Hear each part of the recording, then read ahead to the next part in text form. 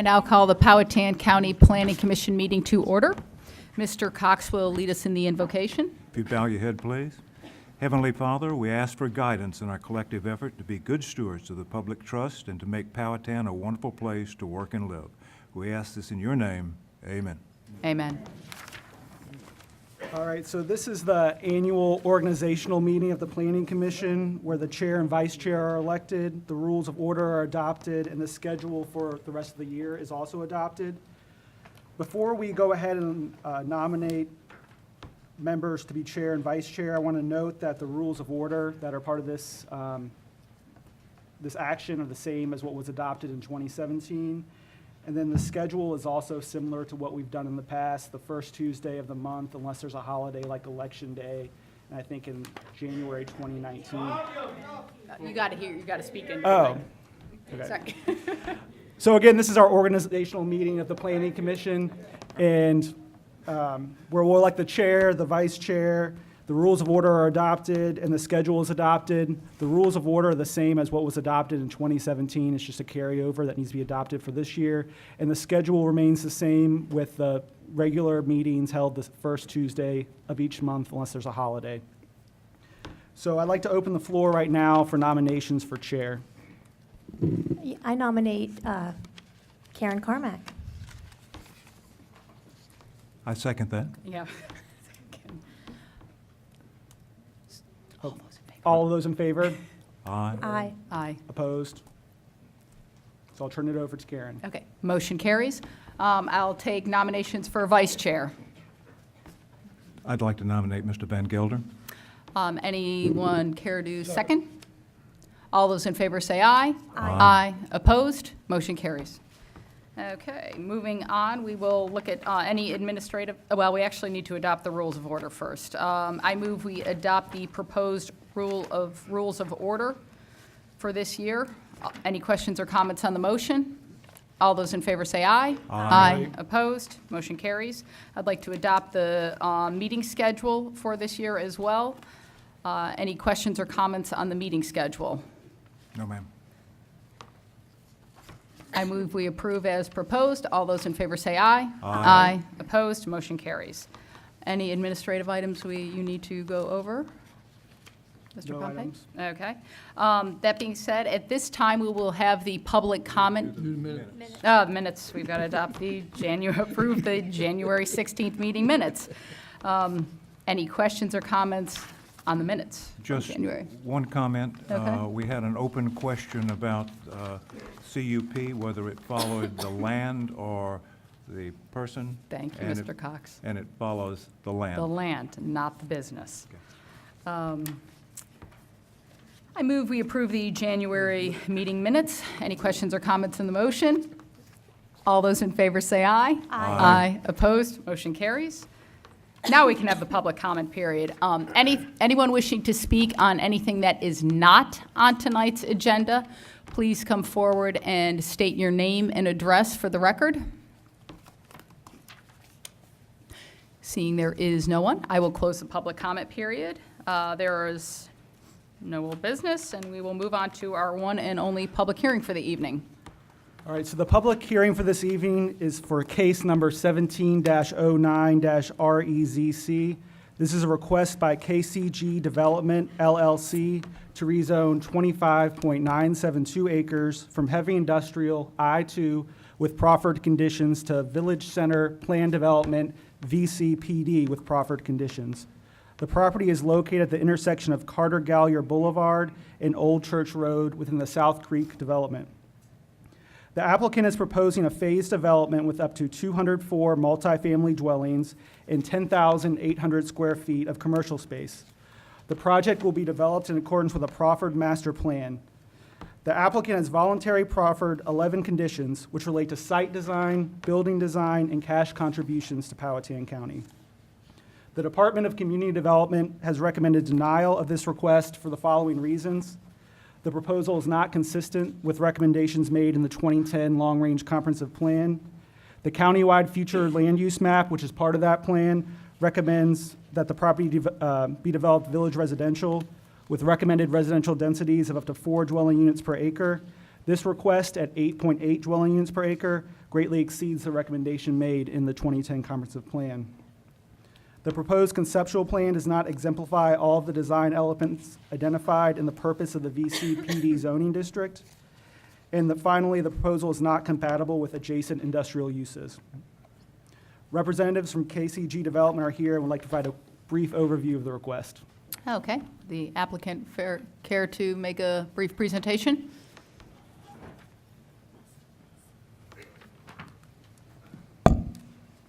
Yes, can you guys hear me in the back?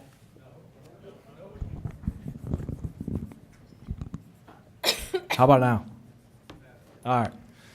Well, thank you, ladies and gentlemen, for the opportunity to come here this evening and present to you our proposed redevelopment of the.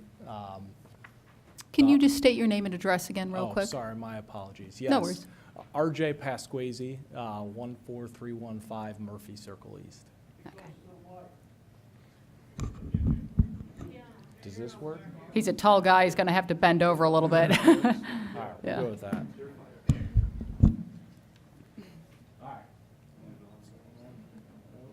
Hang on. Is our technical guy right there? Can you take a look?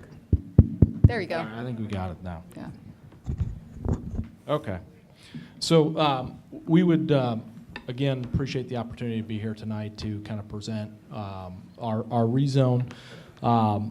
We have several individuals from our development team this evening. Myself and Stacy Kaplowitz will do most of the talking, but we also have some other individuals with us who can answer questions as they may arise. And some of those individuals are Jay Brown with the Commonwealth Catholic Charity, who is our partner on this deal as both a owner and a developer. We have Jim Tucker, who's the local real estate agent who we worked with to put this site under contract. We have Brian Mitchell with Town Engineering. We have Stephen Peepgrass with Troutman Sanders, and then Carl Hultgen with Ramey Kemp and Associates. So that is who we have here this evening with us. So with that, I'm going to kind of, I guess we have this slide. So I want to do a little intro about KCG first, and then kind of turn it over to Stacy, who's going to talk more about how our proposed development here, we believe, fits with the long-term comprehensive plan, as well as with some of the other needs of Powhatan. So KCG is an organization that was formed in 2015 to really to create vibrant communities. We wanted to make a positive impact, not only on the residents that live in our communities, but also on the neighborhoods we are in. And so that is something that we take very seriously and is very important to us. And to that end, you know, our mission as an organization is we want to create better lives through better communities. And that's something we take very seriously as far as how we treat our residents, how we try to work with the neighborhoods, the local municipalities, et cetera. We've shown some developments here that we are working on or in construction right now. Our organization has developments right now going on in 5 or 6 states, from the south to the northeast and to the Midwest. And it's, you know, we have in a very short period of time created a good name for ourselves as far as the work we're doing and the type of stuff we're doing where we're making an impact with these states and with these local communities. So with that kind of intro, I'm going to turn it over to Stacy to talk a little bit more about the actual development itself. Good evening. I'm Stacy Kaplowitz. I'm with KCG Development, and do you need my address as well? No. Okay, thank you. I have been doing development work in Virginia for about 5 years. I've known Jim Tucker for that long and many other individuals, so I was really excited to join this team. What RJ didn't mention is that we worked at a much larger firm for many years, and we felt like we wanted to be more impactful and more community-facing, and so KCG is an offshoot of what I felt was maybe more of an impersonal approach to development to being really, boots on the ground and hands-on. And so to that end, I'm really proud to be part of this organization and proud to be part of this project. I will say that I'm encouraged to see so many folks here tonight that want to learn more about what we're proposing. I hope that I'm able to dispense some of the sort of concern and rumors that are going around and give you facts so you can make a decision of whether or not you support this project based on your understanding of the facts. Okay, I get a little nervous when I talk. Okay, so what we're proposing for the reserve at South Creek is a village-like setting. It's a mix of residential and commercial. As was previously mentioned, it will be 2 phases, and the first phase of 108 units will be financed using housing tax credits. What that means is that the rental rates will be set to the area median income, and we can talk a little bit more about that, but so what we like to call this is workforce housing. There'll be 11 garden-style 3-story buildings with a clubhouse, a fitness center, community space, Wi-Fi, swimming pool, a whole host of luxury amenities. We are also proposing to have a very sustainable community. It will be Earthcraft Gold certified. It'll be 80% or more brick, and we will have all energy-efficient appliances inside the units. And we are also opening ourselves up to Earthcraft to use this property as a test case to see how we can find energy savings and promote more sustainable development. The location is at the southeast corner of Old Church Road and Carter Gallier Boulevard. The property has been undeveloped and on the market for more than 10 years. Its current zoning does not align with a comprehensive plan. Initially, in our conversations with the county, we were sort of directed to go for this zoning to help with the density, and so we are proposing to upzone it to VCPD. Much of what we have proposed aligns with the comprehensive plan objectives, and we'll talk a little bit more about that.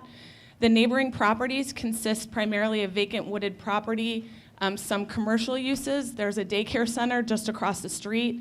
There are some industrial uses, and then there are some single-family homes, and then down Old Church Road there's a church. We did a VDOT traffic study to make sure that there would be no traffic, no negative impact, and that study came back saying that there would be no negative impact. And our traffic engineer is here and can speak to more questions and concerns about that. Can I do here? Okay. So what we're proposed zoning is for VCPD. And you'll see that it's hard to read from where you're sitting, but what we are achieving within that zoning is the small-scale mixed use, the mix of commercial and residential, interconnected streets, pedestrian networks, to maintain that small-town feel. What we heard time and time again when we talked with community members is that they want to maintain the rural feel that makes Powhatan so unique, and to that end, while we are proposing 8 units per acre, there will be 17 acres of this site that will remain undeveloped and is heavily treed. So I just said that, I went ahead. The 17 acres, the buildings will be at a lower elevation than the treed buffer because the topography of the site, if any of you are familiar with the site, it goes down into the center. We are maintaining a minimum of 50 feet of treed buffer along the exterior of the site. So you're not gonna know it's there unless you look for it. We feel like this, thank you for your respect. We feel that this proposed development aligns with many of the comprehensive plan objectives. I'm not going to read this laundry list, but I will make this available, publicly available afterwards. I've spent a lot of time with the comprehensive plan, and so I've cited all the areas where this does align, our proposed development does align with all objectives. So economic development, housing objectives, infrastructure, natural and cultural resources, and land use objectives, all in the comprehensive plan that all tie back to what we're proposing. There will be positive economic impacts from this proposed development. In terms of workforce housing, there have been several studies, including a recent VCU study that determined a need for over 1,100 workforce housing homes. Again, all of my sources are quoted here, so you can go back and find these sources and read them for yourselves. The comprehensive plan itself states that 5% of the population, almost 1,400 individuals in Powhatan right now, are below poverty level. Now, they probably, unfortunately, won't be able to qualify to live in this because what we're targeting is 60% of area median income. But that's another population that potentially could be supported here in Powhatan. And finally, approximately 41% of renters in the area are currently rent overburdened, which is defined as spending more than 30% of disposable income on housing. When you look at the multiplier effect, the economic benefits of something like this, you can, again, I'm quoting the source here, you can look at what the economic impact calculator quantifies based on the proposed project size, how many units, and what the construction cost is.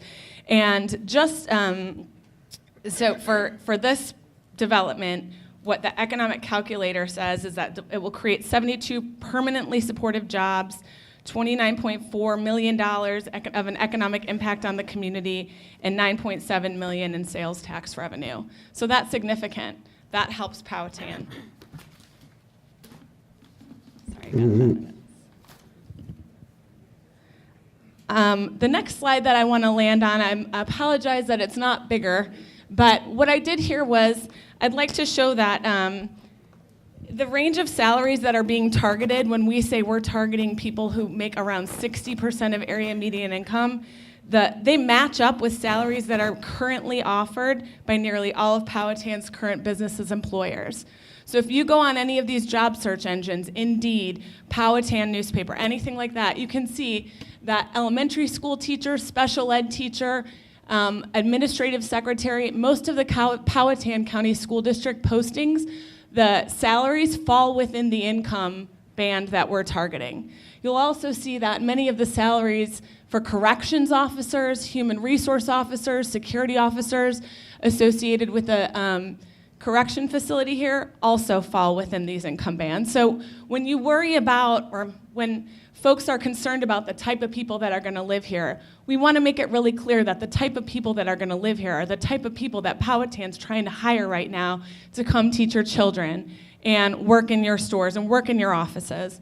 The food line, full-time deli associate, maintenance person, counter sales rep for R.C. Goodwin & Sons.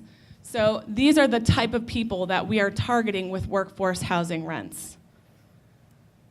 Again, the graphics here, these graphics come from the school district realignment plan. We spoke with the school district, we spoke with the superintendent, and we did research to determine that any of the 3 options that the school district is proposing for realignment will all be able to handle, I guess, or will all be able to accommodate the additional students that are projected. The planning department reached out to the school district and they came back saying that each new unit would generate 0.33 new students. And we'll talk a little bit more about that later, but the school district did come back and say that while they would see some impact from development, the district would be able to accommodate these students without overcrowding conditions. Okay, so according to the American Planning Association, planners have the skills and ethical responsibility to create diverse housing options. I have this in here because I think this is important. I think that to ensure community viability, we have to think about how the community will serve children, will serve veterans, will serve our aging parents who are aging out of their homes and want to downsize. I think it's important that we think holistically. As our president recently said, sometimes the right decisions are unpopular, but you have to have the courage to make them. And this is one of those examples where I hope that people will be open-minded and willing to think about how, yes, this is a hard decision, and there are some unknowns, but it's the right decision. According to the American Planning Association, it's our duty to take facts and make decisions based on facts. The AICP Code of Ethics compels planners to do that and to think about how to handle constituents' discomfort with change. I'm going to take a minute because I think this is really important to address some of the common misconceptions. I know that there are folks here that have questions, and we're here to answer those questions with facts. Some of the common misconceptions we hear when it comes to this type of housing development is that there's a concern about increased criminal activity, an impact to property tax values, that undesirable people are going to move to town and they're going to overcrowd the schools and be a burden on community services. I've spent quite a bit of time finding facts to help folks understand what the impact of a multifamily community that's targeting workforce housing individuals, what that means. Okay. First misconception is about criminal activity. There have been 3 statistically significant studies done that have proven that there is no relationship, no correlation between housing tax credit multifamily developments and increased crime. These studies were in Irving, Texas, Anchorage, Alaska, and Tempe. Again, they're listed here. You're welcome to go look them up. That wasn't good enough for me. So I decided to go on VHDA's website and find housing tax credit properties that have been funded in Henrico and Chesterfield County, because I wanted to see what the criminal activity impact was on those developments. Again, we'll disseminate this so folks can see, but the top, does this have a light on? Okay. Chesterfield County is on the top, and you'll see I do the total new number of housing tax credit units online, arrests as a percentage of the total population, and total arrests reported, and then percent change over the year. I found all of this criminal data online, the Bureau of Justice Department, from the Chesterfield County Police Department, as well as the state police. I did the same thing with Henrico County. What you'll see is there's no evidence of correlation, and in fact, if you look at over the years, the percent of arrests as a percentage of population has been stable and gone down in both cases. So it's very difficult to say that because 100 to 200 new units came online, there was any sort of increase in criminal activity. Next, another common misconception is that it drives property values down. This study done by Trulia says nationally that low-income housing has had no effect on nearby home values. I wanted to do the same research for Virginia.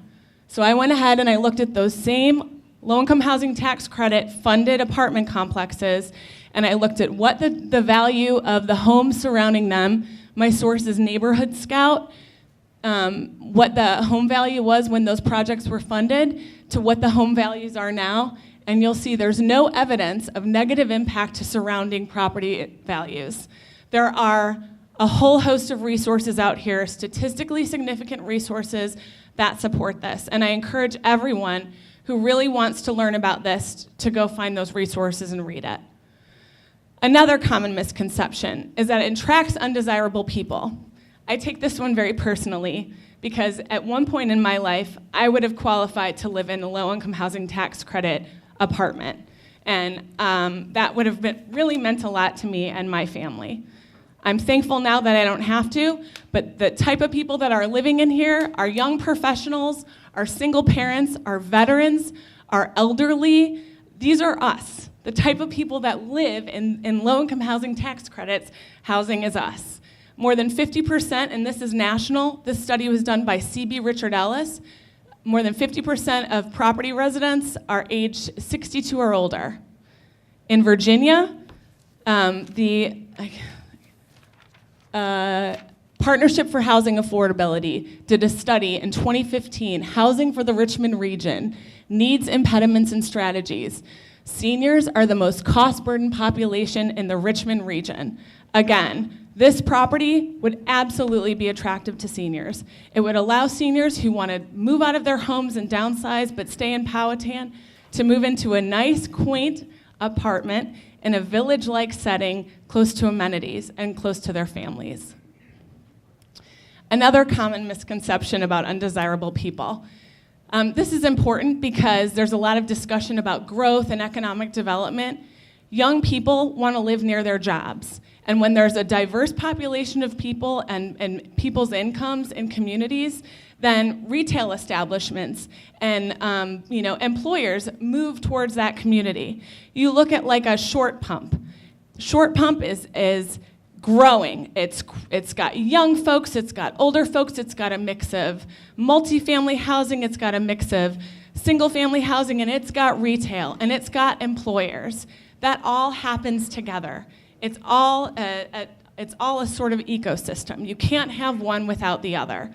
Young professionals, again, if you hearken back to the slide where the Powhatan County School District is advertising for teachers, for administrators, for corrections officers, those are people that could live in these apartments, work in Powhatan County, educate your children, and eventually save enough money to buy a house in Powhatan County. Another common misconception is overcrowding schools.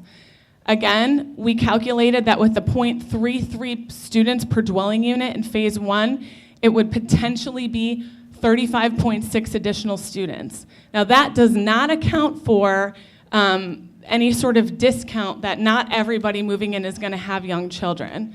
That said, the school system has publicly stated that the system would see some impact, but be able to accommodate the additional students and not even get near any sort of crowding conditions in any of the schools. Another common misconception, a burden on community services.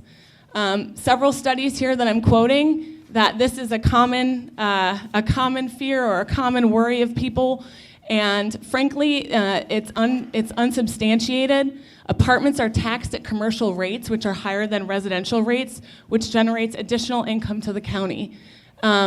What we'll be doing is alleviating existing taxpayer burden for public water and sewer along I-60 that currently single-family residents bear the burden of. That infrastructure that was put in was meant to attract development, so when large employers came and commercial operations came, they would offset that impact. And guess what? I think Jim said there's 72 commercial properties right now listed in Powhatan that are just sitting there, that have been listed for a while. So that utility tax burden right now sits on the shoulders of single-family homeowners. And finally, the site is already within existing fire and police protection, already within that coverage area. Again, I urge you to go look at these studies. Higher density development tends to be more favorable for community services because you're covering less area and you have more impact in a smaller area. Okay, here's a list of some of the studies, some of them, that I've been looking at, because the good people of Powhatan, your leaders, said don't come to us without facts. Don't come to us and just make empty promises. So here is the graduate level research that I've been doing to prove to you, to ask you to trust us and to believe us that when we're coming to you and saying we want to be long-term partners in this community, we mean it. You hear my voice quivering because this is personal. It's upsetting to know that there are rumors, unsubstantiated rumors out there that can be discredited with facts. And so that's what I'm trying to do here. I'm trying to encourage you all to learn more before you make up your minds. Finally, in summary, the benefits to Powhatan. What we're proposing, the reserve at South Creek, phase 1, 108, 1, 2, and 3 bedroom homes with a pool, with amenities, with a community center, with services, will activate a vacant parcel of land that's been identified as potentially contributing to the economic success of Powhatan, yet has sat undeveloped for more than 10 years. The topography, location, and the existing infrastructure are incompatible with its currently zoned use, which happens to also be incompatible with a comprehensive plan. And so it's a win-win.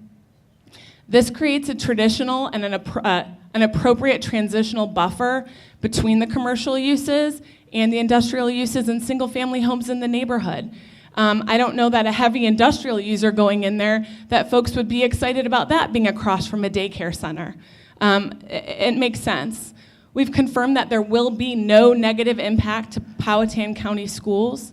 Again, maintaining the rural character of Powhatan. We're not trying to build you skyscraper apartments.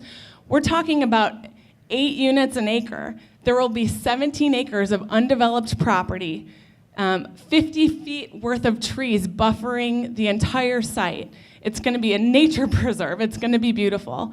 And finally, what I think is most salient here is it's going to generate more than $100,000 in property taxes, $2.3 million in impact fees, and $204,000 with both phases in proffers, which will benefit the county residents and offset existing tax burden.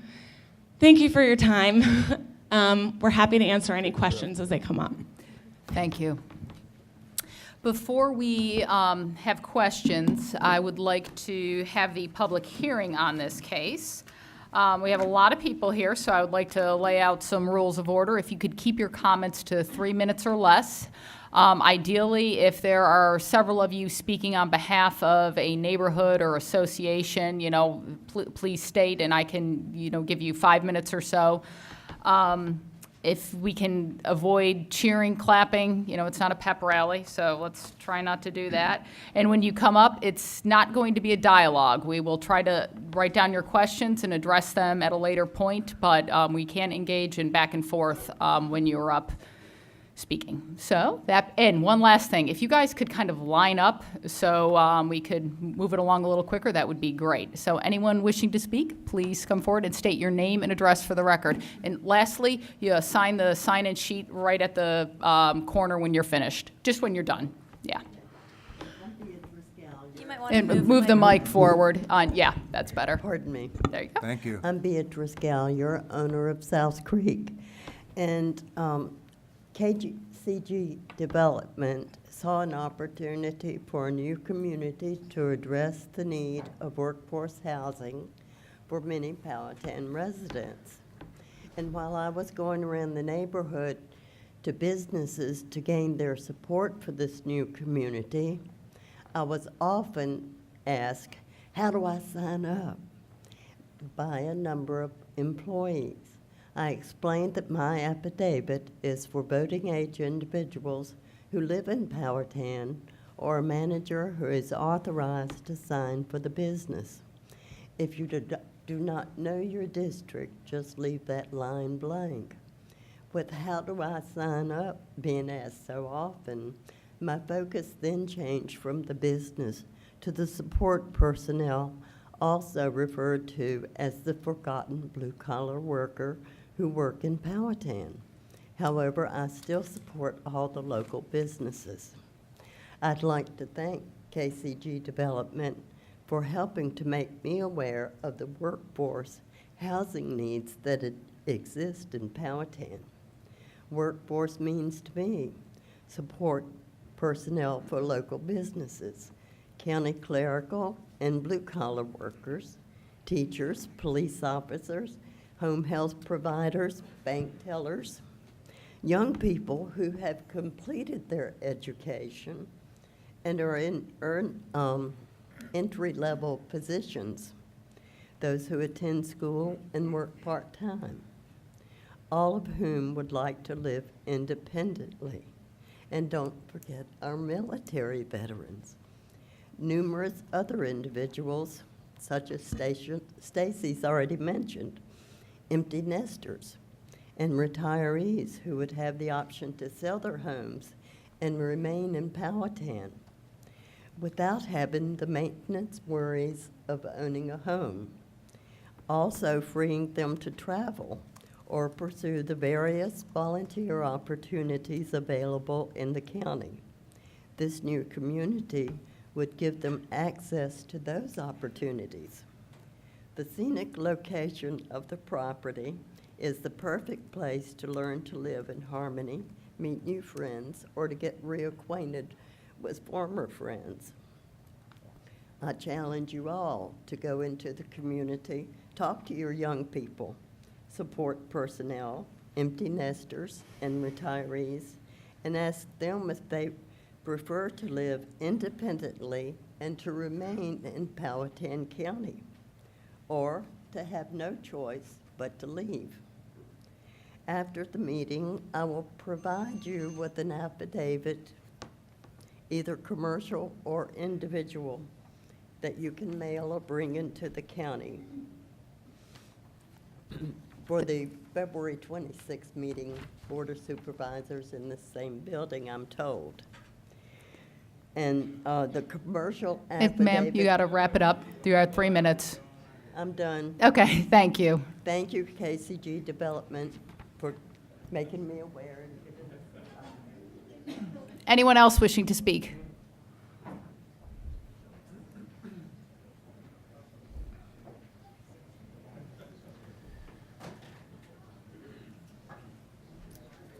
Don Silberbauer, 1426 Donovan Mill Lane. I think most of us probably know that most of the county revenues are generated through real estate taxes. In the county of Powhatan, it's about 90% residential and about 10% generated by business. County leadership several years ago established the Economic Development Authority. Their purpose was to bring business, encourage business to come into the county. And for a short time, not much has happened, but in the past 12 months, they've hired a consultant to provide a roadmap on how commercial development, commercial interest could be brought into the county and help change the percentages from a 90-10 to something a little bit more palatable for the residents. During the last 12 months, a number of meetings, surveys, and interactions with local business was done to determine why businesses come to Powhatan, why they like Powhatan, why they stay here, as well representatives from other counties that have had similar problems that they have solved, discussed how they did that with the EDA.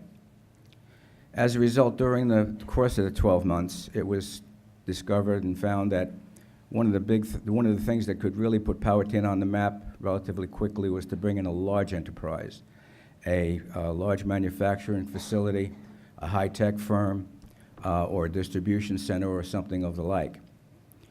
But it needed, in any event to bring a company like that into the county, we needed to have a ready site so that we could bring them in, show them what we had, that we were serious about economic development.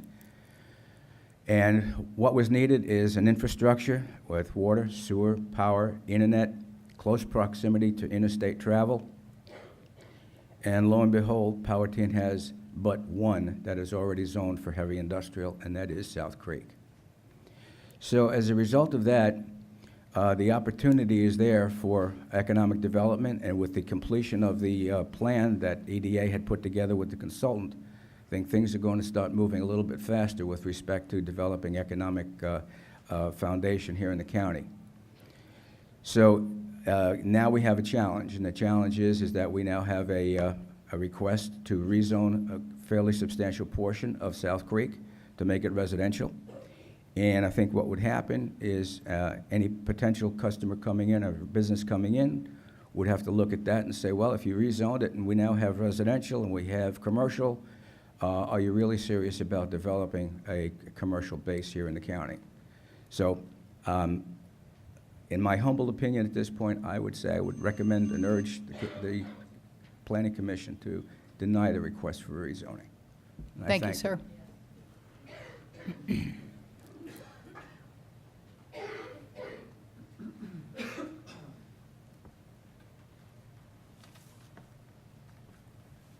Good evening.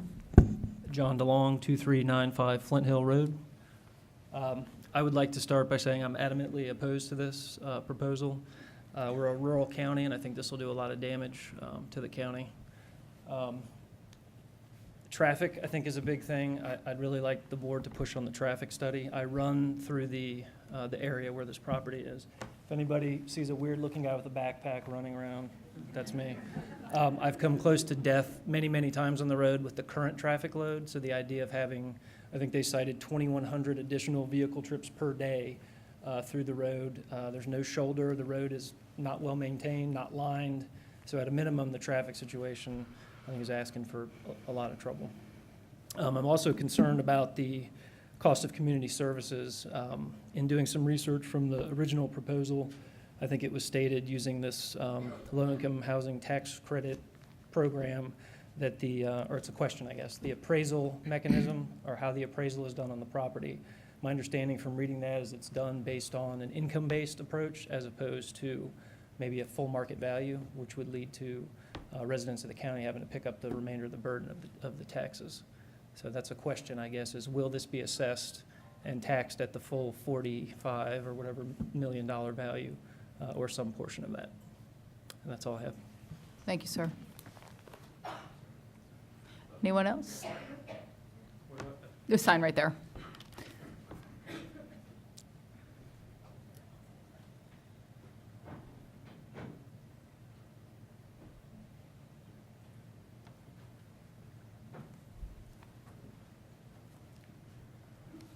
Hello, everyone. My name's Richard Pelletier. I'm a semi-retired pharmacist.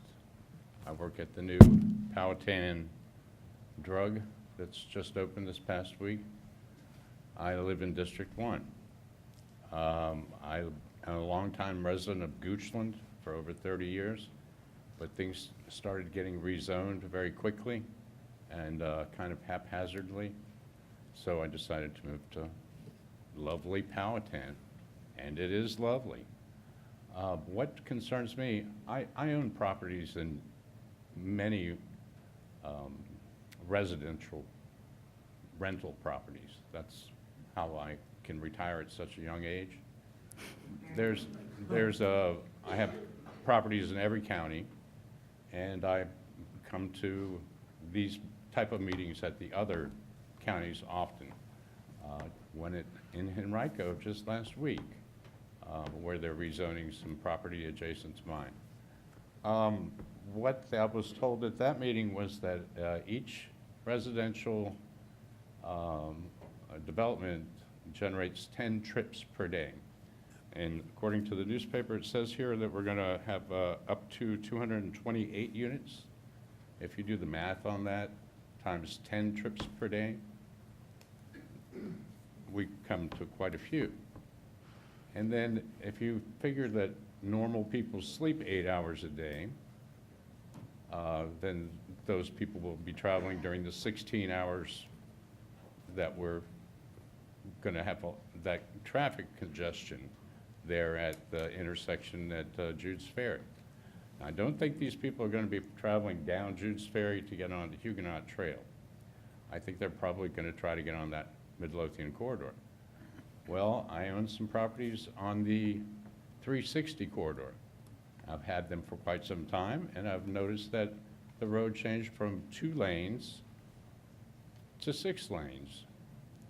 Now, I'm anticipating if we continue with the growth with no abatement, we're going to be looking at something like that 360 West corridor, which I find relatively unattractive, and I try to steer my children clear of that area at all costs. It's one of those things, don't go over there. Don't go east of Route 1. Don't go to Chester. Don't go on that Hull Street corridor. It's dangerous. And I'd hate to have to say to my kids, don't ever come to visit me down the Route 60 corridor. And it's too dangerous.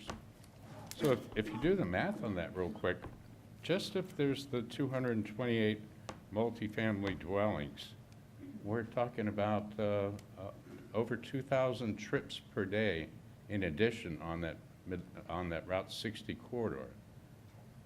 That's a lot of cars. And then there's something here that sounds very vague to me about the limited business or small business type of arrangement. There's really no description of what type of business or how much traffic that's going to generate in addition. Anybody here drive home on Route 60 between 4 and 7? Thank you, sir. We got to. I hope I got my point Yes. across. But I do love Powhatan County, and it's extremely beautiful where I live. Thank you.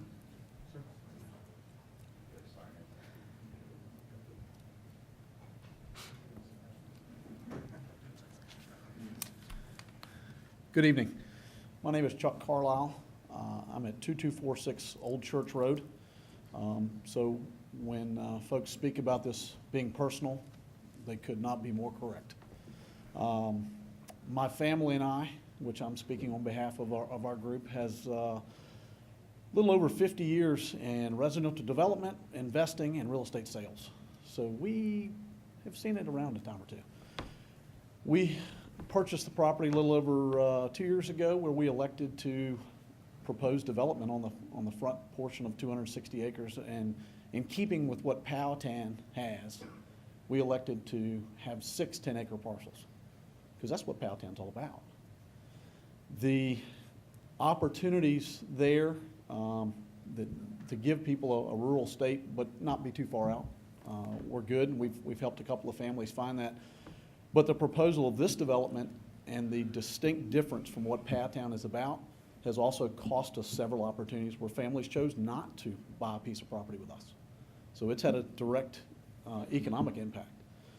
So that, along with what truly is a substantial buffer, which 50 feet is not in that timber type, that's wide open hardwoods. 50 feet is shorter than the back of this room. And you can easily see through there. So you're not going to hide a 3-story building. The other part is the comprehensive plan. When we came to Powhatan, that was something that we came and looked at and discussed with members of the board to see what was really going to happen over time. This is a severe disconnect from what that comprehensive plan is. So bottom line is certainly our family on Old Church Road is significantly against this opportunity. And with all of those years in real estate experience, we've had the good fortune to be able to pick a few winners. And Commission, this is not one of them. So thank you very much. Thank you, sir. Anyone else wishing to speak? Thank you. My name is Ralph Earnhardt. I live at 2495 Jude's Ferry Road. And we are already seeing an impact on Jude's Ferry Road, just an evolutionary thing that more traffic is coming our way every day. You talked about the traffic impact, and most statistics are based on a 24-hour day. The traffic moves in 2-hour segments, 2 in the morning and 2 in the afternoon. If you go into Route 60, either one of those times, you're going to be very impressed with the number of cars that are bumper to bumper and 2 by 2 going into town or coming out of town. This would simply add to the impact of the traffic. I don't believe that you cited a senior citizen appeal to this community.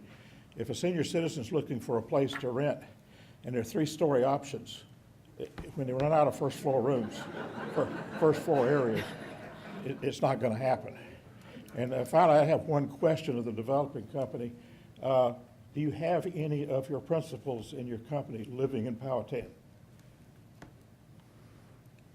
Remember, they can't engage back and forth. Just we can, Okay. yeah, address Okay. that later. Thank you, sir.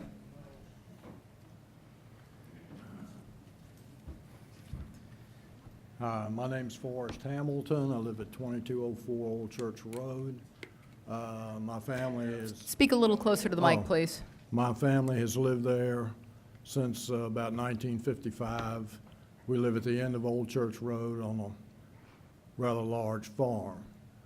I don't really want to speak here, but I've heard a lot of facts today, and not to say anything bad, but I don't really care about their facts.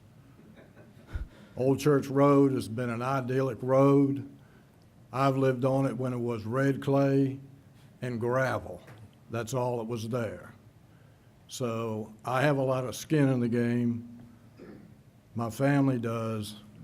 These people only have money in the game, and that's what it's all about. But I am definitely opposed to it, and this will be a fight till the very end. I'll promise you that. Thank you, sir. Next, please.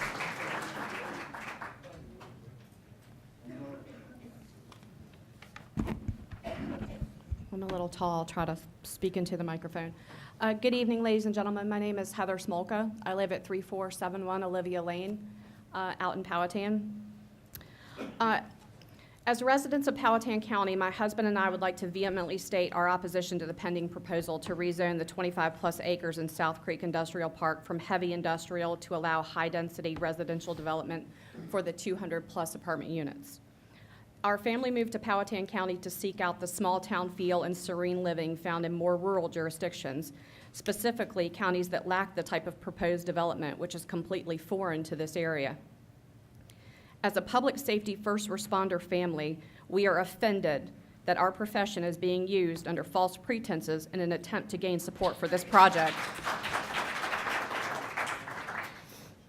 It is insulting for KCG Ventures Development Construction to disgrace some of the most valued members of our community in an attempt to legitimize this project by using language to describe a supposed need that does not exist. Should this type of rezoning receive approval to move forward, the population that would seek to move into these apartments would come from outside of Powhatan County. I am insulted this company has deemed those of us that work in the professions of firefighting, law enforcement, and teaching in our public schools in need of affordable housing. The teachers, firefighters, and law enforcement that live and work in Powhatan County are not requesting this type of housing and do not need this type of housing. To be clear, as a public safety first responder family, we are vehemently opposed to this type of development, and we are insulted these honorable professions are being disgraced by those who clearly know nothing about the sacrifices made by our family to protect our schools and our community. Instead of providing resources that would benefit firefighters, law enforcement, and teachers, the proposed project would markedly increase our property taxes, placing a significant financial burden on our family and the many families in Powhatan County raising children. We value our community, our school system, and our first responders. Please look out for our best interests and the residents of Powhatan County and vote to deny the rezoning for this project. Please show your support for all the first responders and their families that sacrifice so much to be available at a moment's notice to aid those in need. Please show your support to those who teach our children and allow them the opportunity to become valued members of our community. Please deny this rezoning request, support the residents of Powhatan County, and stop this potential increase in our property taxes and subsequent outside influence from negatively impacting our community. Thank you. Thank you, ma'am. Remember, let's hold the applause. Next. Good evening. My name is Nancy Miller, and I am a resident as well at 2203 Old Church Road. I spoke at the earlier meeting that we had that was presented with the initial information on the apartment building. I came tonight with an open heart and an open head and listened to KCG's, presentation. And I guess the word that came to mind in sitting there listening to their presentation and going through their data and their research and support is it just doesn't seem to be a good fit for Powhatan. My husband and I are kind of newbies to the area. We've only been here for 8 years, and many people here are first, second, third, fourth generation Powhatan. And others have spoke tonight, and it's very clear why we came, as other neighbors new to our street also have come to this area, is because Powhatan does have something special, and it is not a short pump. We could have moved to short pump if we had wanted it to be there. On a personal note, obviously, my husband and I are probably more affected by this development than anybody in this room as far as distance. I could stand at the edge of my property and throw a stone, and it would hit very close to one of the new apartment buildings. That's how close we are. So obviously, I'm speaking no for hopefully this proposal. But I did have 2 other questions and concerns. I know we cannot have direct conversations, but just something for the board to think about before making the decisions. I've not heard anything at all, and as I said, I attended the other meeting about any of the environmental impact studies, especially in regard to noise, light pollution, and our well will be sitting downhill from the development. So I'm also concerned about groundwater runoff as well. So thank you. Thank you, ma'am.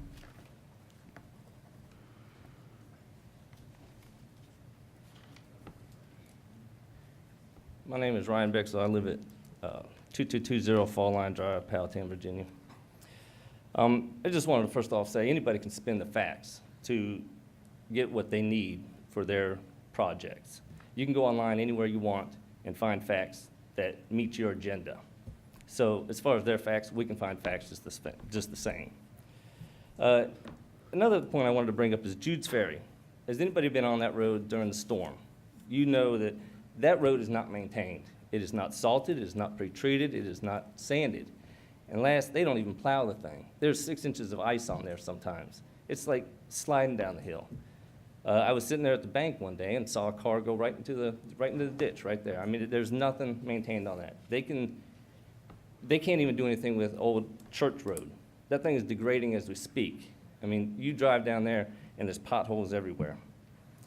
Now, another point is, just like the lady over there said, I am a veteran. I am also a firefighter. I'm also a paramedic. And to sit there and listen to them say that we need these housing is absolutely absurd. I get angered and frustrated with it. I think it's sad that they want to use our jobs, teachers, police, firefighters, nurses, to try to bolster their agenda. I live just fine. I own a house. I'm a single father with a daughter. I don't have a problem. I don't need subsidized housing. Also, since I am a firefighter paramedic, I also see the need for EMS in the aging communities. These houses, if you're gearing toward the aging community, you're going to need more EMS. With the kids, you're going to need more teachers. With the calls, you're going to need more police. So they're saying that they're going to help our taxes. They're also going to put a burden on it because we have to hire extra teachers, fire, police, EMS to handle the responses. Thank you, sir.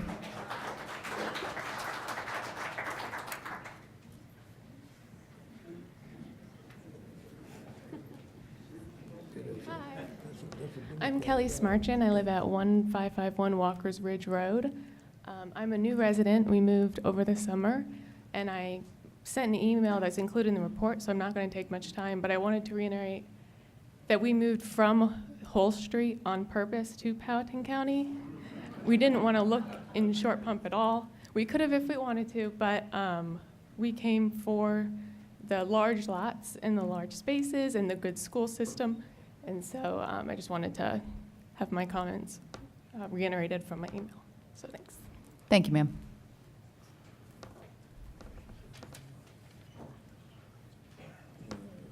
Daryl Griffin, 2756 Dorset Ridge Circle. I'm going to save the bulk of my technical arguments for the Board of Supervisors meeting, but I just want to remark on what I heard tonight. First and foremost, I'm a career tradesman. My wife's a career RN. We built our house, thank you very much. So don't. And that's kind of what I'm a little irritated by and why I stepped up to speak, is because, as the previous gentleman stated, I can go out on the internet and find a study that'll declare 2 + 2 = 5. It doesn't make it a fact at all. And a lot of what I heard, having someone who's followed this stuff for a long time, was all the buzzwords: sustainable housing, affordable workforce, all that other stuff. It's right out of Agenda 21, which is now Agenda 2030, and because they never stop. The point being, you can go out and find all the studies from all the colleges in the world that'll support this nonsense. But as someone who spends every day in that traffic going to town, from town, driving a service truck up and down 60 all day, every day, I can here to tell you 200 units in the traffic. Go out there now from 7 to 9. Go out there now from 4 to 6. I mean, slower traffic needs to keep right as a subject for another time, okay? But the fact of the matter is, if this was the VDOT planning engineer or traffic engineer that cited this saying it had no measurable impact, maybe the county needs a new traffic engineer. I would just highly recommend that. But in summation again, there are a lot of emotional arguments that were made tonight, but in terms of your job here tonight and what you have to do, I heard nothing in their presentation that gave us why we should. I heard a rebuttal of our arguments and other arguments of, well, we should because they're wrong about why we shouldn't, okay? We can forget about insulting intelligence with studies. In terms of tonight and what we heard tonight, I heard an emotional argument to build something that clearly does not fit the comprehensive plan. In terms of the technicality for tonight, it doesn't fit. It admittedly doesn't fit. And the entire purpose and reasoning to change it they're giving you is based on emotion. And I would just conclude by saying, I don't think there's many people in this room or sitting up there that would say that when we make decisions based on emotion, it winds up turning out pretty well. It's usually the other way around. Thank you for your time. Thank you, sir. Hey, Daryl, can you sign?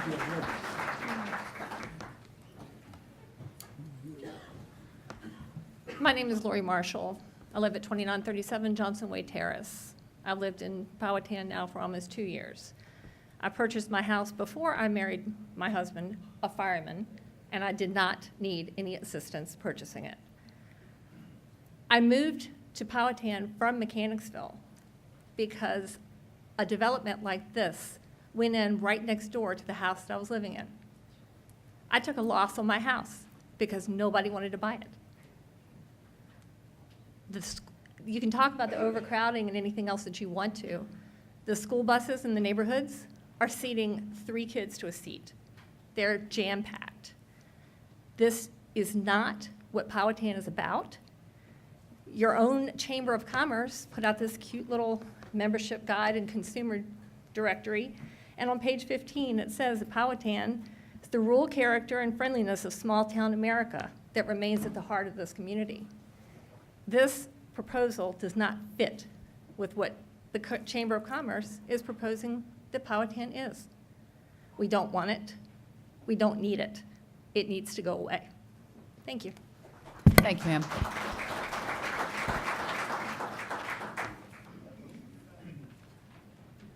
Good evening. My name's Steve Hancock. I'm a recent transplant to the county, residing at 2670 Walker's Ridge Turn.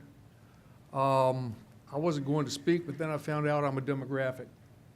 I'm in my 60s. I moved from a apartment complex primarily for seniors because none of us wanted to be there. The pool was not a good sight when we gathered around it. So came to Richmond and married. And my wife and I rented in Bon Air. I'm a former city commissioner from Hampton. I'm a former elected school board officer. I can tell you that working in Hampton, trying to draw businesses and to retain good people didn't require apartments. It required good housing stock. We didn't have it. Go to Hampton. They were a restroom stop on the way to the Outer Banks or a burger stop on the way back to Richmond. They didn't have the housing. Everybody went to Yorktown. They went to York County. So in the meantime, moved up here with my wife. We rented for several years in Bon Air in what was a very nice neighborhood until shots started to be fired, coming from a nearby rental complex.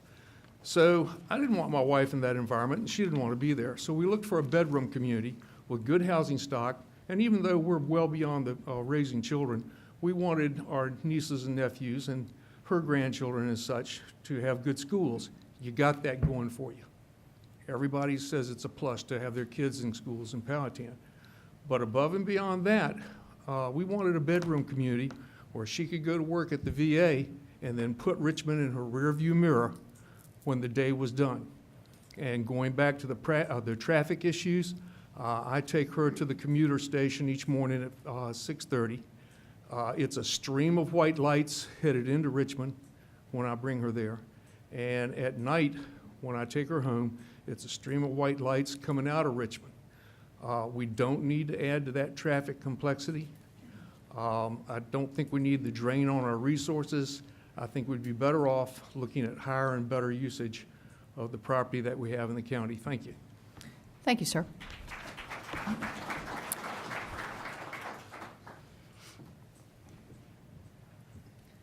Good evening. My name is Eleanor Hertzler. I reside at 3499 Richards Run. I'm in District 3, and thank you for allowing me to speak this evening. A couple of things I would like to echo on some of the reasons that we are against these apartments. One, the zoning. It does not meet the current or old comprehensive planning. The traffic that will come from these apartments is going to be very difficult to manage on how our roads currently are. The cost, this will ultimately cost the taxpayers of Powhatan County. We will have to reconstruct our schools, and our schools currently are at 85 to 90% capacity. From a personal standpoint, I've been in the county all of my life, born and raised, 34 years old. I commute outside of the county My total commute time is about 2 hours round trip. It's a small sacrifice that I make daily so that I can live in a rural county. I've also, at one point, been a single mother in Powhatan. I went to school full-time and worked 3 jobs, but I never asked for help. I didn't need to. I rented, and then once I had enough money to buy my home, I did, as a single mother. I'm raising 3 children in the county. I do feel that it will impact me as well as my children. I am completely against the apartments, and I appreciate you allowing me to speak this evening. Thank you, ma'am. Thank you.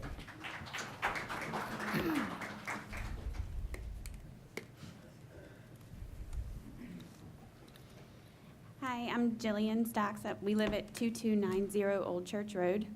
So again, this is very personal to us because this is literally across the street from us. We live right across from Carter Gallier. My husband and I moved here just in September, and we moved here from Chesterfield County, where we grew up, where we saw all of this change happening. We wanted to move away from that. So it is very much where we hoped to retire because we wanted to come here and never move again. But thinking that we're going to have all those apartments across the street from us makes us wonder if we really made the right decision that to come here. And we know that we did, as far as we've been here and had friends here. The school's been wonderful to my son. But the road on Old Church Road, who is going to pay for the increases on what it's going to cost to help manage and maintain that road? Because I know that right now, like my mom coming out of my street almost got hit head on because it's not a full road. It's when you're coming around the corner, you can't barely see someone coming until they're right on you. And then there's a really sharp curve that comes around there, which I don't know how far this is going to go, but just to have the traffic, if you're there in the morning, my son goes to the daycare that's right across the street. And even coming out of my driveway, I have to wait to turn onto Carter Gallier because there is a lot of traffic that comes that's not just from Old Church Road.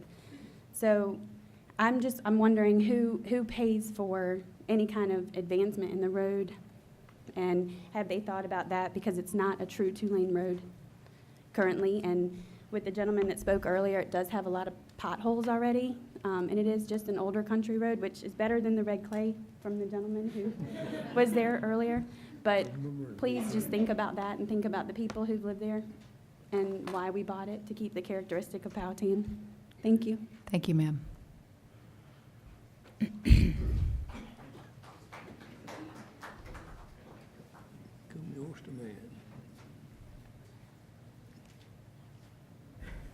Good evening. My name's Steve Barham. Live at 3492 Richards Run Drive. I've been in this county roughly 30 years. I was fortunate enough my parents moved here from Chesterfield, running from this type of stuff. It may not be the only reason they moved up here, but that's one reason. Now, I listened to facts a little while ago. I heard that, we want to be like Chesterfield. We don't. We don't want to be short pump. I don't know anybody in this community that I know of, and I run a small business, I talk to a pile of people that said, I want to live an hour from where I work. I want to live 40 minutes from a movie theater. I want to live 30 minutes from Lowe's, places like that, name brand restaurants. We have excellent restaurants. We have a good lumber yard here. They move here for one reason. Main reason is a rural character. That's what we have. We start putting up apartments, we're ruining that. Then I heard that seniors are a big burden of cost to counties and stuff like this. I'm sorry, they don't have any children in the school system. 75% of this budget for this county goes to the schools. So let's do the math. Just like the gentleman said before, we can take any fact we want and twist it any way we want. And that's what's going on. Then I heard about crime. I'm not here to address crime, but we had a very well thought of man in this community. They went to a government subsidized apartments. He's no longer with us. State trooper died last year. Now, I'm not saying that's going to happen here, but let's think long and hard. Then I heard people talking about the schools. Well, how much more room do we have to put trailers in? We got trailers up there now. There's been no problem for the school system. Then I heard about the roads. The roads are adequate. We're not talking about horse and buggy. My granddaddy was born in this county in 1903. It was dirt road. 60 was a dirt road. Let's be realistic. I can give you any fact I want and make it sound any way you want to make it sound. And that's what's going on here. I was at the last meeting, and I heard affordable. Well, I asked a question, I'm gonna bring it up again. To move into these apartments, I'm sure you gotta put a down payment down. You'll have rent. Has anybody in this room ever heard of a loan called a USDA? It's for rural counties. We're classified under that. Under USDA, you have to have no money down, be able to breathe, have a job, a 580 credit rating. Okay, I'm not knocking anybody getting a USDA loan. I think it's a great opportunity. They put no money down, they get in the house. We're better off to promote that and go that route. I keep hearing talking about rooftop. You know, we need more rooftops. We don't need more rooftops except for houses. You can build 200 living spaces and you're still not solving a problem. So please do not vote for this. Thank you. Thank you, sir. Anyone else? I'm sorry, you have to come up to the mic. I don't know if you've spoken before. Okay. Did he speak earlier? I don't know if you're allowed to speak again. I'm sorry, sir. Sorry about that. Yeah. I couldn't remember if he spoke earlier or not.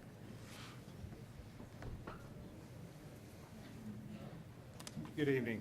I'm Steve Mulhern, 2677 Liberty Hill Road.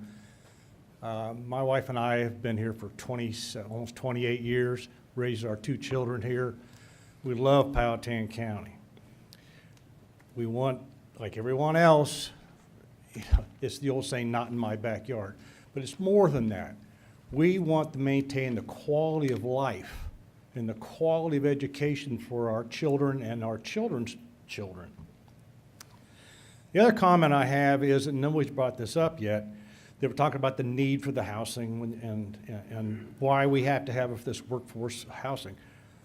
9 miles east of the proposed apartment buildings are, I think it's 400 and some units that are being built in Midlothian, and they are government subsidized housing right now. Now they're being built.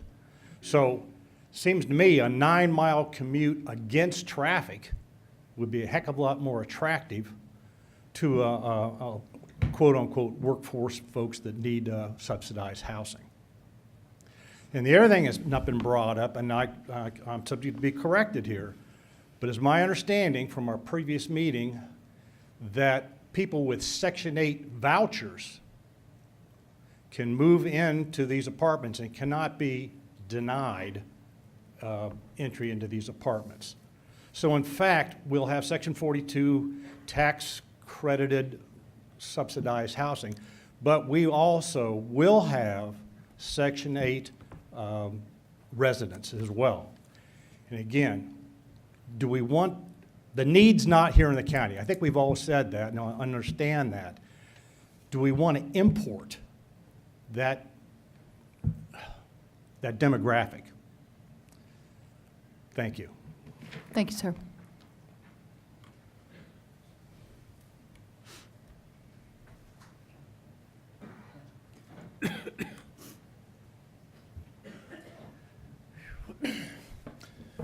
My name is Jim Nielsen.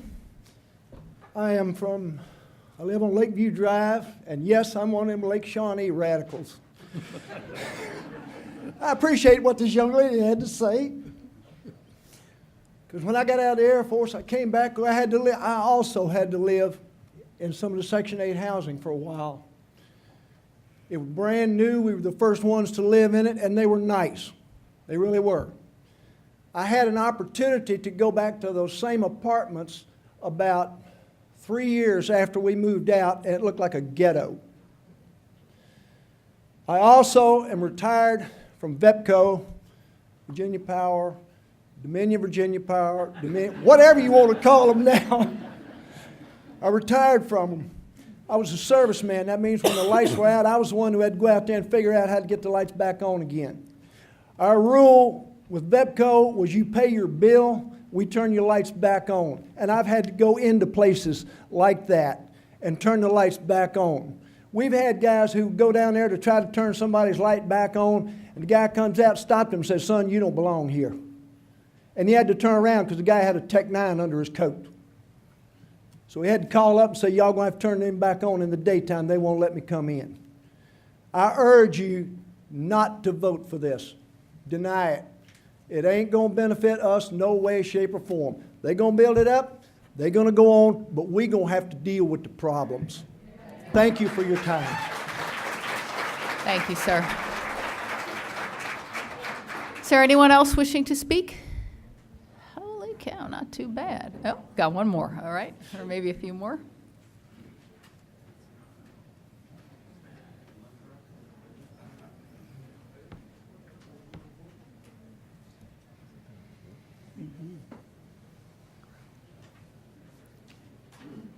My name is Ron Estes. I live at 2570 Judes Ferry Road, and I just have one comment or question.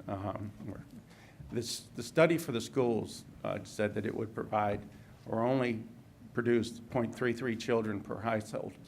My daughter is a teacher in Henrico County, and I'd hoped she'd come tonight, but she came down with the flu yesterday. With her smartphone and 5 minutes time, she came up with 2 studies for Henrico County and Hanover County that stated that there were 1.6 to 2.1 children per apartment unit is what they based their studies on, depending upon whether it was a 2-bedroom or a 3-bedroom apartment. But every apartment in Henrico, every apartment in Hanover used those same guidelines of 1.6 to 2.1 per unit. I'd like to know how the study was done in Powhatan that only came up with 0.33 students per household, when it's, I mean, if she was here and she could get her smartphone and just tell you what website to go to, and it's published. She did it in 5 minutes for me, but damn it, she got sick. So, but anyhow, that would be my comment, is who did the study, and how was it produced, and why does it so dramatically, different from Henrico and Hanover? Thank you. Thank you, sir.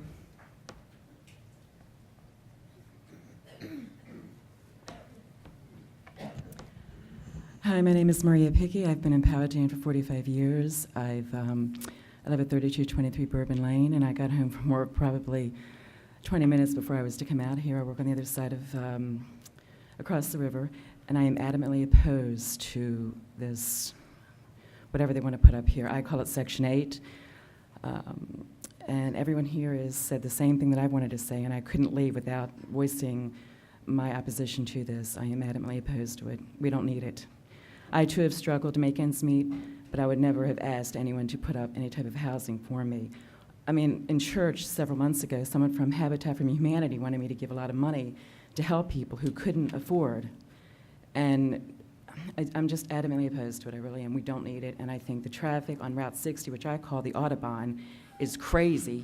They have run me off the road when I've tried to pick up my dog from the vet's office. We don't need that, and I live off of 7-Eleven, and that too is horrible. I've talked to several men who have moved out of the county because they were relocated for their jobs. They said the one thing they don't miss is the traffic on 7-Eleven. So we don't need this. And I appreciate all those who have spoken tonight, and I thank them for their service and what they've done. Thank you, ma'am.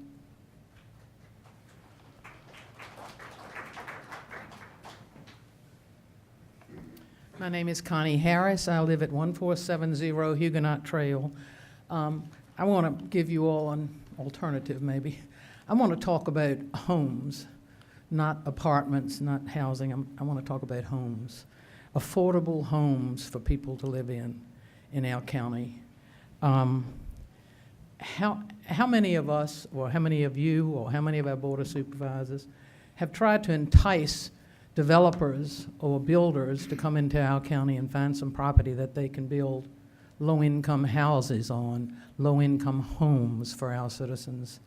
I think a homeowner is much more likely to be involved in all aspects of what happens in our county And I think that's especially important in a county which is a rural county. I don't think that this, a home is a natural for a rural county. A 204-unit apartment building is not. Thank you, ma'am. Anyone else wishing to speak?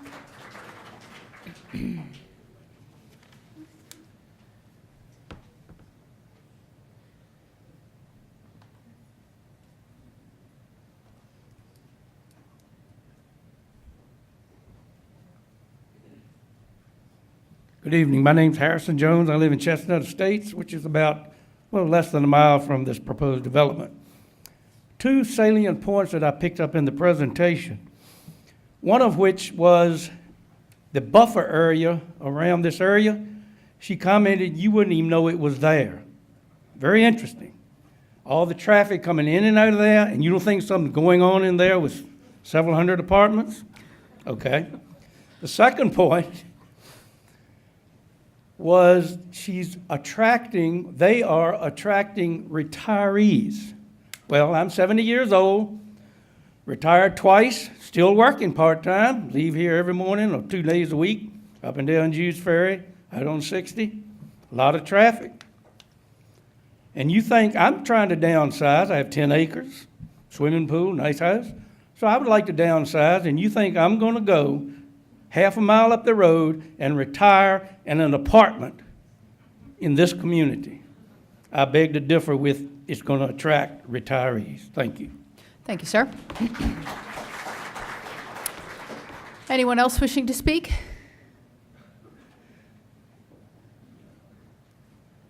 If there's anyone else, if you could come over and sit in the front so we can try to wrap up our public hearing here, that would be great. Yes, ma'am. My name is Bill White. I live at 2578 Jude's Ferry Road, and I've been in Powhatan for a long time. And I really don't need a study to tell me about the traffic. I can see it at my front door when I go to get my mail or when I go inside to work in the yard. I agree with most of what the people have said here tonight, and I just want to add one thing to it, and that is I had a construction company here and a real estate brokerage company here for 30 years up until 2008. Now I'll tell you what happened then. But during that period of time, our real estate company, we dealt some with Section 8 housing. And I respect these people for coming in here and doing this is what they get paid to do, okay? So you can't look down on them for doing their job. But bottom line, when this is over, they're gonna leave, okay? And for those of you who've been here long enough to remember, Chesterfield County, Powhatan County, all of them come up with a thing called cash proffers, if any of you remember that. Okay, well, it started off being $500. And the big thing with the Board of Supervisors, everybody was, well, it's not but $500, and what good it's gonna do for the community. Well, let me tell you, that $500 to here in Powhatan, ma'am, you could probably ask me, but it ended up being what, $5,000, $6,000, something like that? In Chesterfield, it went to $17,000, okay? Point I'm trying to make is, once this gets approved, you've opened Pandora's box, because it ain't gonna stop.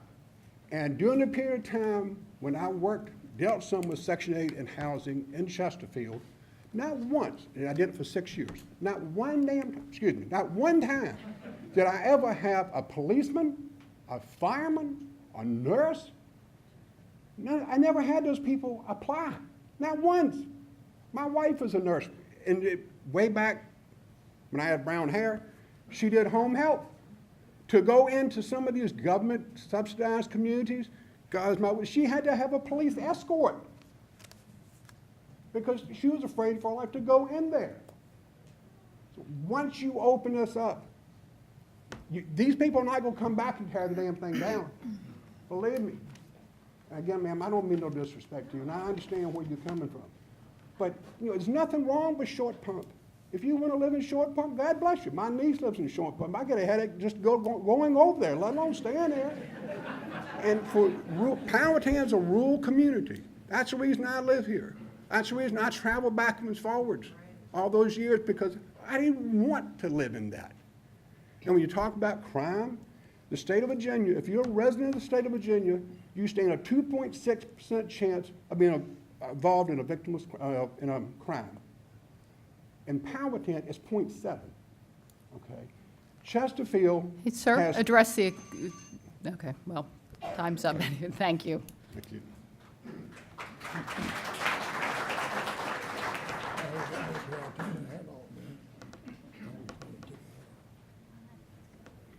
Good evening. My name is Lance Willard. I live at 2081 Flint Hill Road. I came out to Powhatan 20 years ago and bought a 2-acre piece of heaven. I'm a self-employed contractor, drive all over Powhatan, Chesterfield, Henrico. I moved to Powhatan from Chesterfield to get away from what was going on in Chesterfield. Every year that goes by, going to all these various areas, it gets longer and longer and longer to get there.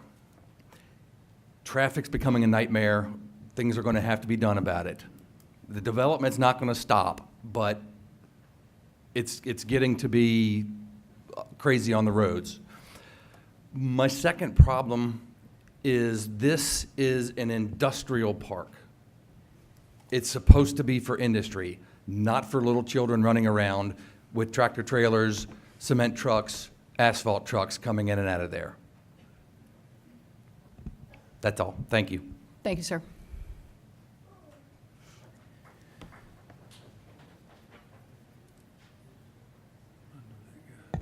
Hello, my name is Jeff Frazier, 3237 Sherwood Bluff Circle in Powhatan. Been sitting here listening to all the speakers. First, I'd like to thank you guys for the job that you do, okay? And it must be tough sitting there listening to all of us. But I just want to kind of just go through a couple of points that I thought were very important. And probably the number one point is there is no undo button. You know, when this happens, it's going to happen. And it happens, there's no undoing it. You know, we all came out here for a reason. You know, Powhatan is the place that we wanted to live. When I worked outside of the house, you know, I traveled about 50 miles a day. You know, now my commute's less, it's about 7 feet, but nevertheless, do get to work on time a lot better. But, you know, my wife still travels. My daughter lives in Powhatan, she travels. My son travels through Powhatan.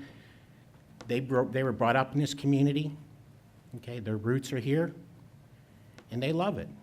They love this area. And we don't want it to change. Thank you. Thank you, sir. Anyone else wishing to speak? Okay, remember, line up. Some people are quicker than others.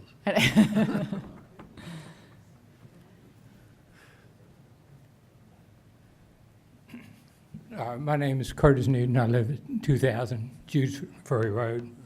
I live on about an acre, and I can't imagine, well, it's just the two of us, I can't imagine 20 or 25 people living in that same amount of space. Many do, I'm sure. There was a great article recently, I think an opinion in the paper maybe. A guy had studied the housing and as far as affordability, and he found there's a lot of rental properties, there's some affordable housing. I'm sure for some people it's not affordable. The mention of $35,000, $45,000 a year salaries, well, many of those people are two-income families. So you're talking about $90,000, and you should be able to afford a house in Powhatan on $90,000. I think a lot of it, if coming from real estate, I would think if it's a big enough demand that the real estate people will take care of it, that the market will figure that out. Sometimes it's the people that are buying houses, maybe they need to just forego those granite countertops and custom cabinets for a few years and do that down the road.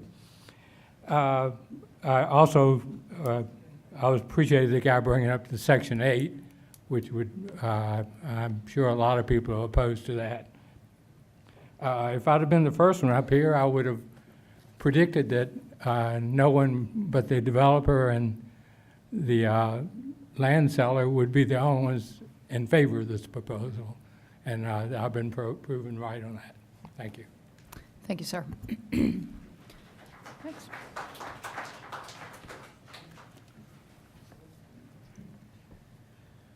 How you doing? I'm Greg Chester. I live at 2830 Gainhill Drive. I was born in the city of Richmond. I was born in Stewart Circle Hospital. My parents moved from the city of Richmond to what they thought was Chesterfield County, ended up being Manchester Heights, which basically it's the south side of Richmond now. I've watched this happen, and I've seen all the good intentions, and I can tell you it's not going to turn out well. We moved here. I moved my family here to get away from that. I don't want to see it come here. I'll pay higher taxes. I don't care. I drive however far I need to drive to go to work. But I want this county to stay the way it is. The way I moved, the reason I moved here is to keep my kids away from what I had to grow up in. I don't want to see it. That's all I got to say. Thank you. Thank you, sir. Anyone else?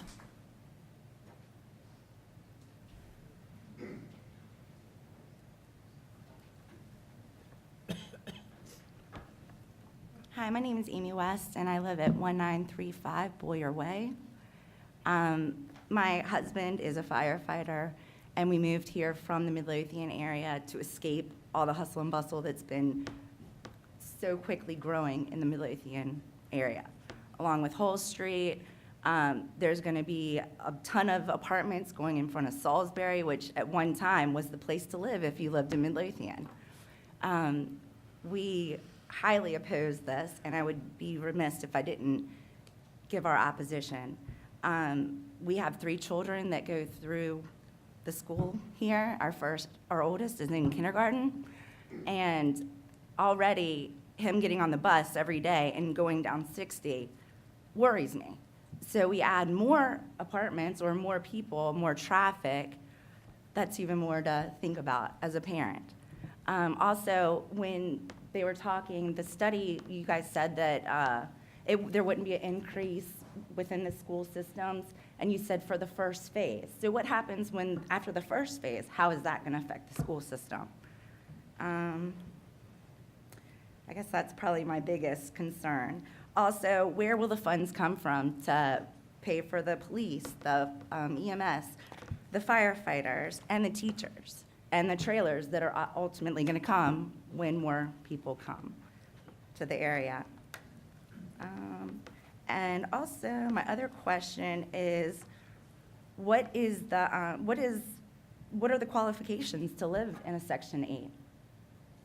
What is how much do you make? What's your annual salary that you have to live there? Because, I know plenty of firefighters. I've got 2 firefighters that live on my street. 4 people moved from Midlothian just on my street in the past 3 years. And I know multiple teachers that live in the area as well. So we are very much against this. Thank you, ma'am. Sign in. There. If there is no one else? Have you already spoken? No, I have not. but Okay, my all wife right, did, so I thank you. can speak. I'm sorry. My name's Wes Stocks. I live on 2290, so I'm across the street from the proposed property. Okay. And we talk about schools, but not everybody knows that the cross-country team actually uses our road to run on. So, and I get nervous coming home, and then you come around the turn, and there's 10, 15 kids, side by side or in tandem, running in them with the increased traffic. It just makes you nervous. Where is this team going to practice? It's getting smaller and smaller. It's a cross-country team, not supposed to run around the football field. Also, I wrote to the Board of Supervisors when this originally came out, and everyone was saying that, that it's going to be tough for residents because we're going to face a tax burden. But Powhatan does need growth, but we were thinking smart growth. Put the businesses in the right places. As you go down 60, you can go as far as you want. All right, there's 20 acres there. There's 5 acres there for sale. It's going to be on road frontage, because not only is it going to be apartments, it said it was going to be business spaces as well. Well, if there was going to be business front, it would have already been there. It was a commercial property. So who's going to come in there and fill these spots?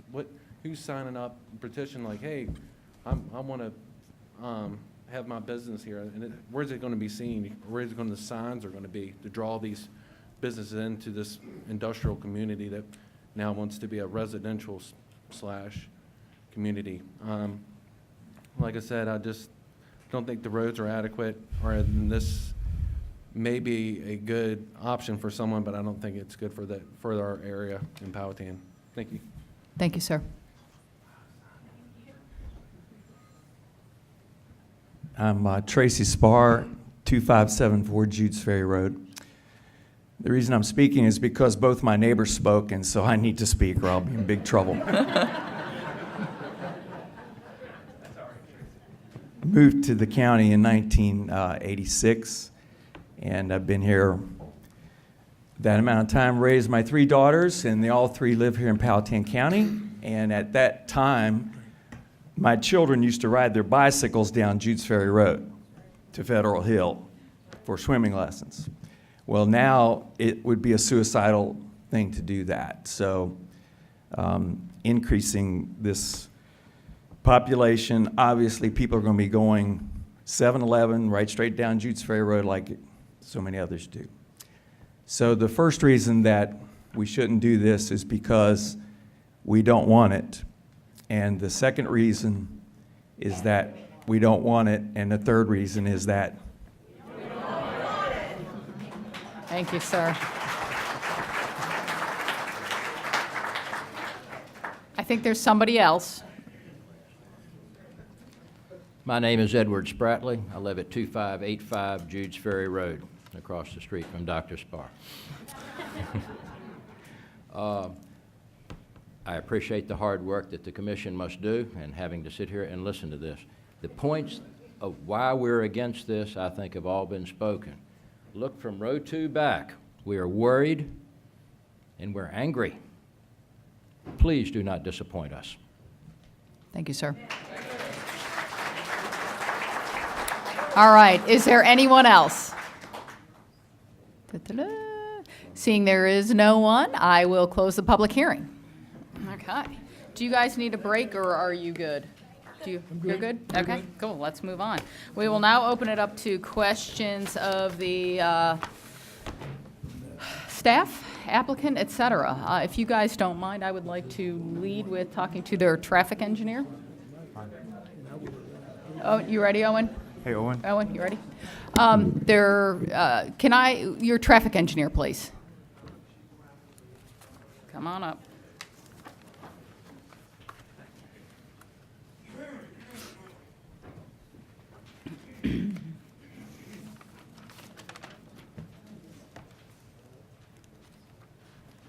Okie dokie. Can you tell me a little bit about, what's your name for the record first, please? Sure. My name's Carl Holtgren with Ramey Kemp and Associates. Okay. All right. There's 204 units here for the proposed at build-out. And you had, the thing that kind of concerned me, I looked at your AM peak trip generation, and that seemed exceedingly low, about 193 for peak hours, when we have a 204 apartment, units, plus there's there's a multitude of 3-bedroom, 2-bedroom, which statistically speaking, you would probably have more than one driver in there.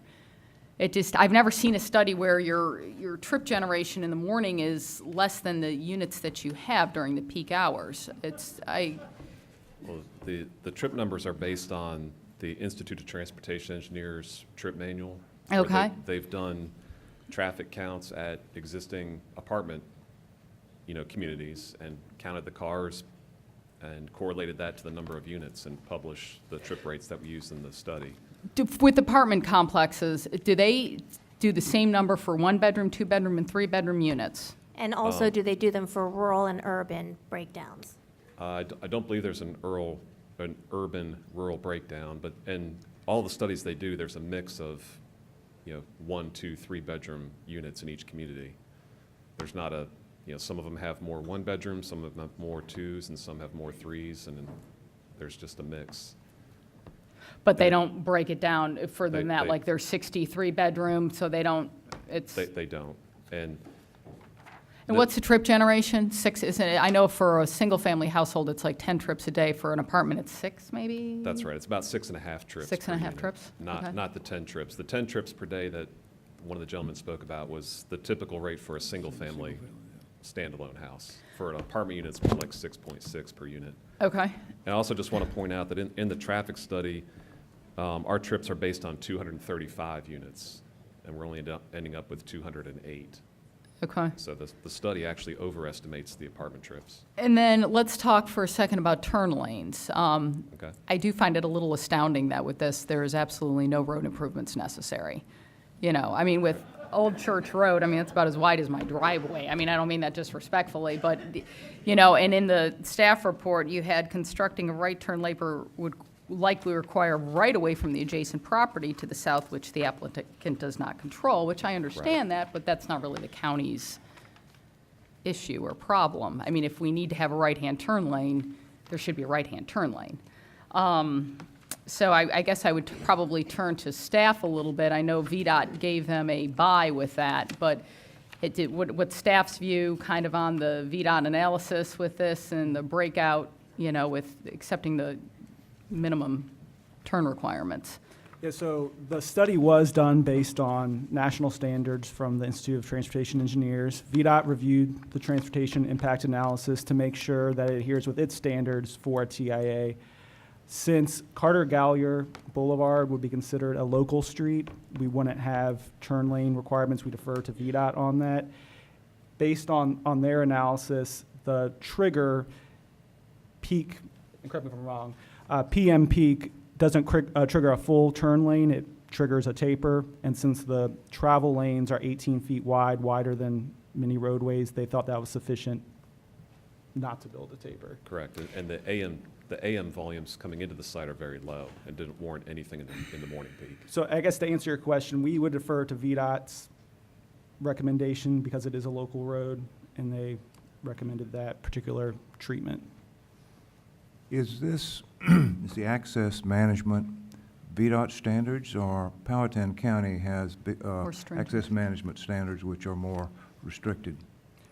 Is this VDOT or is this Powhatan County? This would be county, and Ed can correct me if I'm wrong. This is considered a local road, speed limit less than 45, and so the entrance proposed from Carter-Gallier Boulevard does meet our access management spacing requirements. Okay. And then the entrance, and the exit onto Old Church Road does meet that entrance requirements as well in the county, 600 feet along that road. It's county spacing standards and VDOT turn lane standards. And that meets Powhatan access management? Do we not have, we have stricter turn lane standards, don't we? Okay. Yes. We did, they got taken out. I'm sorry? Most of our, and correct me if I'm wrong, Ed, most of our turn lane, auxiliary lane warrants apply more to arterials, major roadways, and since Carter-Gallier is a local street per Right. VDOT and But in our county. thoroughfare plan, Old Church Road is considered a minor arterial. That's correct. Right. But they are only proposing an exit from, based on the TIA, an exit onto Old Church Road and not an entrance. Our turn lane restrictions have not changed. Now, that may be a discussion for another time, but they have not changed.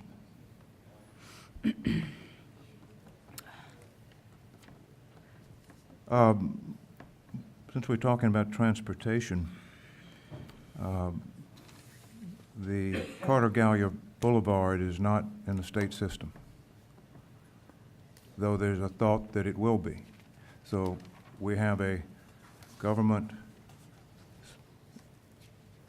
program, apartment complex being designed for private roads. Does that not create some problems? in terms of maintenance, accessibility, availability? I guess just, I can speak to the Carter Gallier Road and the state acceptance. A board resolution was passed in, I believe it was 2012, to accept Section 1 of South Creek. There was a error in the resolution that said 0 miles of roadway would be accepted. Section 2, according to VDOT, the developer never requested that section be dedicated to VDOT. So And right that's where now- this development is, Section 2, correct? So right now, Powhatan County, VDOT, and the developer are working together to have all the roads taken into the state system. The board has to pass a resolution first, and they're scheduled to do that as early as February this month. The developer would have to pay all the fees to VDOT that are associated with street acceptance and post a 1-year surety.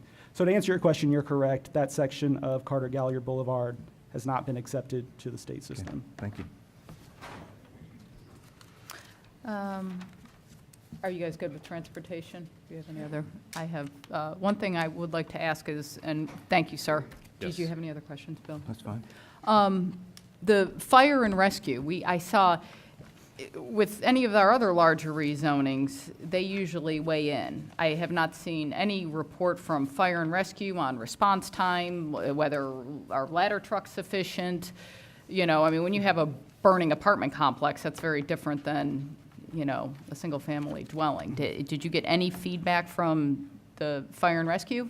Yeah, the only feedback that we got from fire rescue, they were forwarded the application, and the fire marshal did provide some comments.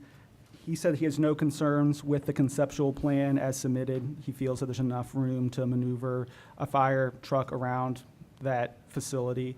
We do have a ladder truck already in our repertoire, so he did review it, and he didn't express any concerns other than what's mentioned on page 6 of the staff report. He has no concerns with the conceptual plan submitted. Thank you.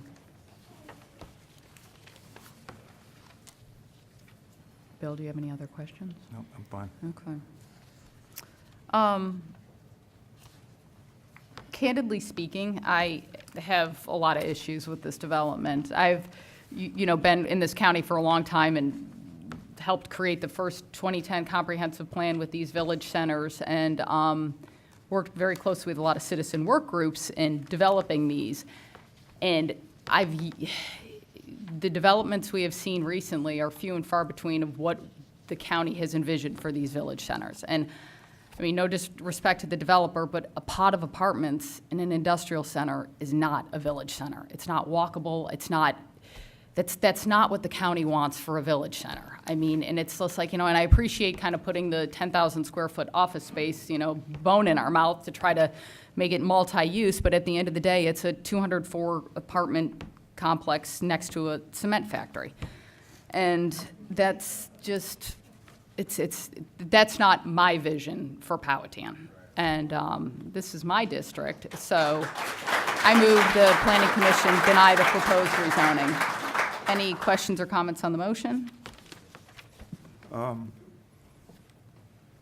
I was at the community meeting, and I've heard from, excuse me, numerous citizens since that meeting, and listened to an interesting group of folks tonight.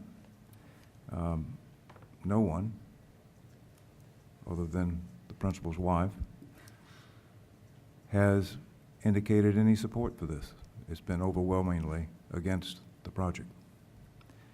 I have questions about specific areas, transportation, the fact that it's not in the VDOT system, the pedestrian connectivity, which does not exist, the buffer treatments. We have questions about access management and whether it really meets the standards of the county. Interestingly enough, forgive me, I'm a farmer. I have to look at what you're going to do with landscaping. And xeriscaping, which is the way in which is dry land landscaping, it allows them not to put in a sprinkler system, will not work on a hard clay soil. It was never designed for no water. It was designed to minimize water. It was developed in Denver in the late 70s to minimize summer impact of water. I would see that as just a disaster. Normally, these are items that I would look to defer for more information and looking for a resolution and work them out. But as I've looked at what the staff has done in terms of putting together their evaluation, I think their conclusion is overwhelmingly, and I'm not going to support this program. Any other comments on the motion? Karen, can you repeat the motion? We couldn't quite hear it over here. Oh, with, sure. I moved we deny the proposed rezoning.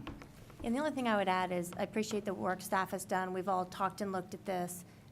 Does not meet the recommendations for the comp plan, doesn't meet all the design guidelines that we looked at, and it's not compatible with the zoning adjacent upgrade uses. use. No, So it's not. that's been laid out pretty clearly in addition to the, what we've heard today. Well, I was here when we zoned it heavy industrial, took a heat then. I want to stay heavy industrial. Yes. And to Bill's point, normally we would defer this, but in this case, with the staff's recommendation, I just don't feel it's warrants the time to put in staff going back and digging into the VDOT and doing the analysis. So all those in favor say aye. Aye. Opposed? Motion carries.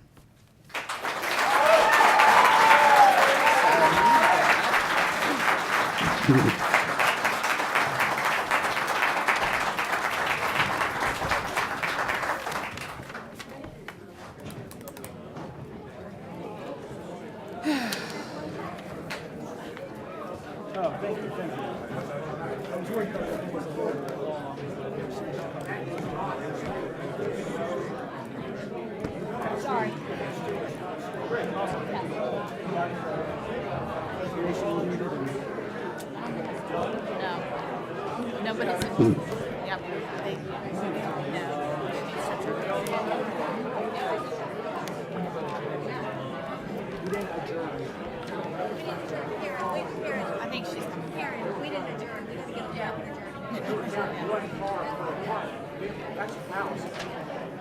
All right, guys. All right. Anything else? Any other business? Do you all have any other business? No. No. Bill, do you? Any other business? Andrew, anything? No, I'm good. Okay. Meeting adjourned.